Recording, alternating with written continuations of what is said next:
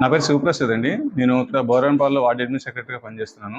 So మాకు వచ్చిన protocol ప్రకారం మేము ఇక్కడ పెన్షన్ డిస్ట్రిబ్యూషన్ కోసం లోకల్ లీడర్స్కి ఇన్ఫార్మ్ చేయడానికి మా లోకల్ లీడర్ రమాదేవి మేడం గారి ఇంటికి వెళ్ళామండి.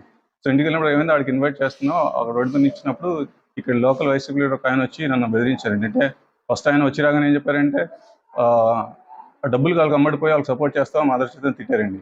సో తిట్టినప్పుడు నేను కూల్గా చెప్పాను ఆయనకి, అలా మాట్లాడితేనే పెద్దలు మీరు అనేసి. సో అనేసి నేను ఇంకా మేడం గారితో మాట్లాడుతున్నాను, ఫంక్షన్ డిస్ట్రిబ్యూషన్ ఎలా చేద్దాం అనేసి.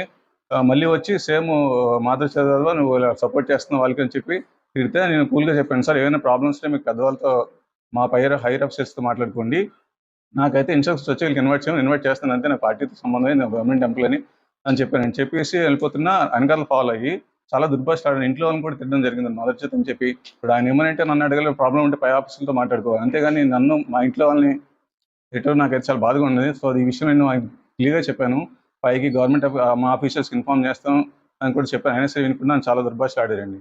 సో దానికోసము హైర్ ఆఫీసర్స్ కంప్లైంట్ చేద్దాం అనుకుంటున్నాను. అతని పేరు ఇక్కడ లోకల్ లీడర్ అండి ఆయన. అవునండి, ఆయన ఇక్కడ బోరాన్పాలెం వాస్తవ్యండి. ఇక్కడ ఇల్లు కూడా రెసిడెన్షియల్ పక్కనే సార్.